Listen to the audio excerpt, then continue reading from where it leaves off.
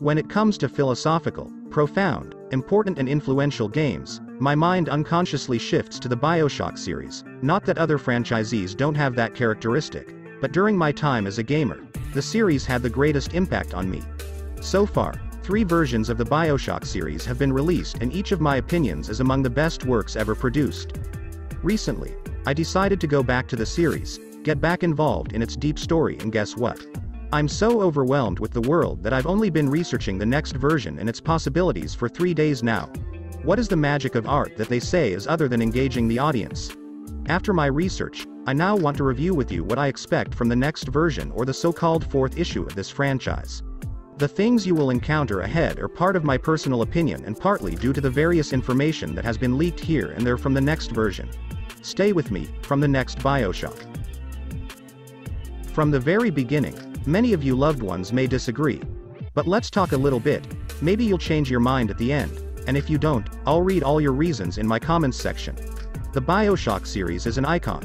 It tells a story that we don't see every day, but we're involved with it every day. We don't see it, but we feel it with all ourselves. These are the deep paradoxes that sometimes make Bioshock different from other games. In previous versions, we saw 2 cities, Rapture and Columbia. Let's go through the characteristics and foundations of each city. But have you ever toured the city? I myself noticed this last week when I was playing games again. Bioshock Infinite normally takes maybe 10 hours to finish, but this time it took me about 30 hours to finish it. One by one, I searched houses, I heard dialogues, conversations that people in the city were talking about, and all that was left for me. It was astonishing and admirable how the creators were able to create a world of these details. At the end of the 3rd game, Elizabeth says, "There's always a man, a woman and a city." What does that mean? No matter what it is, it's always on these 3 things. Now the city wants to be a rapper, it wants to be Columbia or anywhere else. Now that this opportunity exists, why don't the creators go one step further and not weigh this art and their ability on a larger scale? We don't expect the creators to come to design a new Los Santos, but they can give the player any city they have in their minds, this time as open world. Given the art of the creators, their accuracy in detail and their skill in storytelling, I will undoubtedly say that this can give new depth to the story and any concept the game wants to convey. It won't be so hard for the constructive team, of course. Because in the previous 3 versions, we also saw great open environments where the player had almost the authority to travel freely. Well, this can lead to a masterpiece and, of course, a particular and wonderful case in the field of storytelling if it gives the player a little more freedom in a larger environment. Today, you are aware that some of the games understand their story to the player simply through the environment and the characters scattered in it, so why not benefit from this method of storytelling by one of the kings and pioneers of storytelling in the game industry in addition to their direct storytelling? There were 2 objectives for this section. Let's first move on to the first goal, the new city. In my opinion, the next game of the series should completely separate itself from Columbia and Rapture and the story that was told in these 2 cities. Why? Let's start with Rapture. In the 1st and 2nd versions of this series, we went to this underwater city and went through a variety of adventures in it. Don't you have anything in mind about this city now and stories about it? Even in Infinite DLC versions, we went back to the city and traveled again. It is true that the city is created by geniuses and storytelling is unique, but how much story does a city have to go on adventure again? This is from the first reason. Second reason. DLCs in the end of the Infinite version are so complete and unique that they close the story of both cities together, and the next version, if it's about these 2 cities, the player himself has no interest and traction to continue. Whatever story is told, we know that one of the millions of parallel worlds exists, and no matter what we do, things are always different in another world, and we can't fix everything. In fact, whatever is narrated will be the only star in the vast sky of parallel worlds and their events that are by no means remarkable, and this will erode the player's interest in continuing the story. Now let's look at the second part, changing the game's setting. Bioshock questioned both beliefs, politics and human nature in his various versions. He challenged everyone, and in the end, he gave his own unique answer to each of these things. But how is the story always narrated? Utopia. All 3 versions were narrated in Utopia, where dirty things happened in the underlying layers. During these 3 versions, we witnessed all sorts of incidents, and I don't think there's any more fascinating idea on the surface of this franchise that hasn't been addressed. However, with a small change it is possible to start all over again. So far we've faced Columbia and Rapture as the ideals of corrupt cities. Now the creators come to narrate the next version in an atmosphere opposite these two cities. A utopia antidote.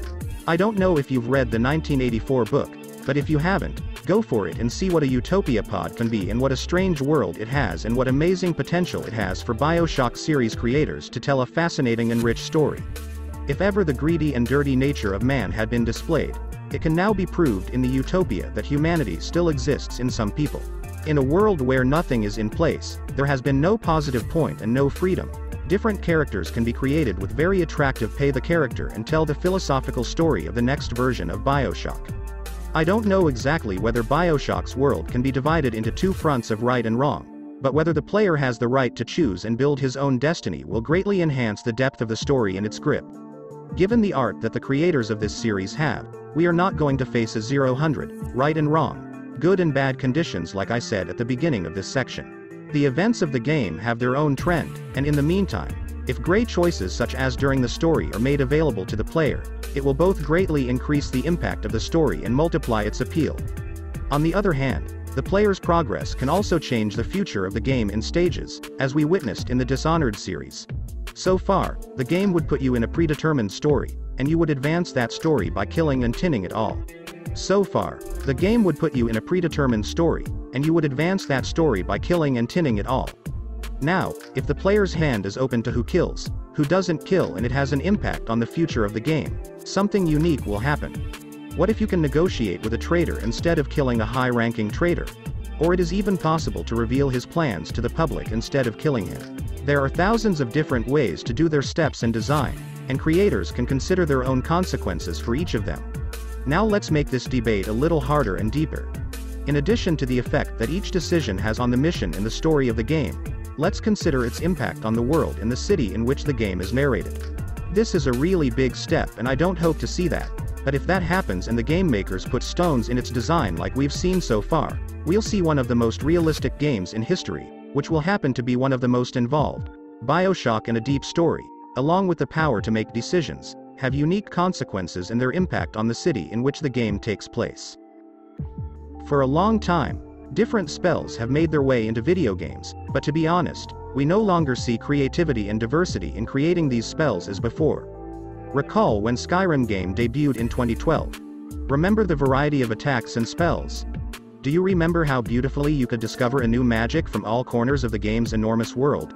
There was even a combination of spells in the game, and at the same time you could create a very strong and attractive magic by merging two spells. So why is there no more such creativity in games? Games often have a few special magics such as fire, water, wind, etc. They have enough, and it seems that the patience to create new spells no longer exists for the creators. Bioshock's game has always had magic in its heart, and it must be accepted that it had also tried to diversify in the creation of spells, but now the times have changed. If the last version of the series, with the magic of angry crows, could bring about a relative variation, now that's no longer possible. Now there are games like Dishonored and Deathloop that combine strange spells with gameplay, and only a new magic doesn't meet powerful franchises like Bioshock. Game makers have three solutions ahead. The easiest solution is to completely remove the magic from the game, which is definitely and 100% wrong. The second solution is to stop these repetitive spells, which will still count as negative and repetitive points of the game, and finally, a third solution that can create new spells. I accept that creating something new it's simple to talk, and when it comes to action, we're just going to have a hard time working. But is it going to be easy for Bioshock makers? From the moment the creators agreed to be on the team designing and building the game, they also accepted the difficulty of the game. I don't know if you've only experienced the Infinite Edition or have two previous versions of the series in your archives, but don't look at Columbia's charming, colorful and stunning appearance. Bioshock was a title with elements of fear that were extremely strong from the beginning. If you're sent to heaven at the beginning of the Infinite Edition and suddenly you're faced with the beautiful and cheerful look of Columbia, come and experience two basic versions to see how strange the trip to the depths of the Rapture brings to your heart. If in Infinite you were entering the city through the church in a group of godly people, let's see the second version of what scene you are welcome to enter the Rapture. Open the Big Daddy debate, or is it enough to prove what I'm saying so far? From the beginning, the Bioshock series was supposed to fit a part of the elements of horror into its heart, thereby creating a unique atmosphere. It's true that Bioshock Infinite was able to deliver a perfect spacecraft without that sense of fear, but those like me, who are longtime fans of this series, are undoubtedly waiting for the return of these elements of horror and that sense of fear under the skin. Play the open world. There are varied powers in the game. Setting game change, elements of fear return to the game and all this good thing happens. Then there is no customization in the game. So far, we've faced a very, very limited part in the game that might be called customization.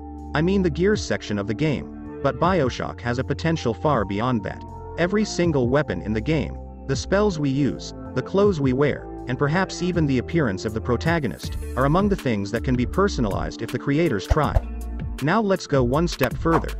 What if these personalizations that we're talking about are mixed with the philosophy of this series and, of course, the city in which the game takes place? What if the appearance and type of dressing of your personality affects the behavior of the people of the city and important NPCs? What I'm saying is not easy at all, and it takes a lot of thought and effort to do it, but we're facing a Bioshock. Be sure that the creators have already done more difficult and unbelievable things, that such an idea is not impossible for them at all.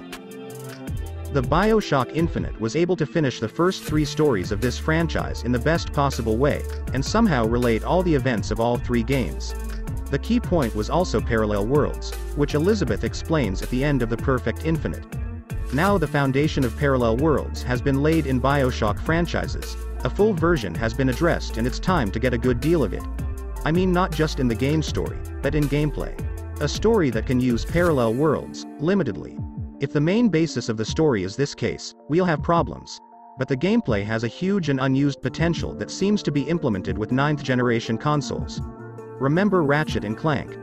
How using powerful hardware from new consoles, it was able to transfer players later and around the world, so why not use Bioshock creators who have inserted parallel worlds into their own story?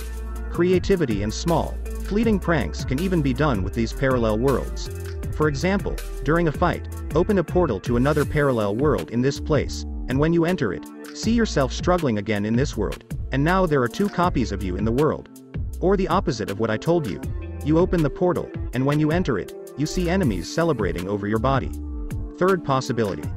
Enter the portal and see yourself being the top officer of the enemy forces in this parallel world, and there will be a fight between you and yourself. There is an infinite possibility in front of the creators, and a tremendous potential that, if they wear the action, we may encounter perhaps one of the most fascinating gameplays in history.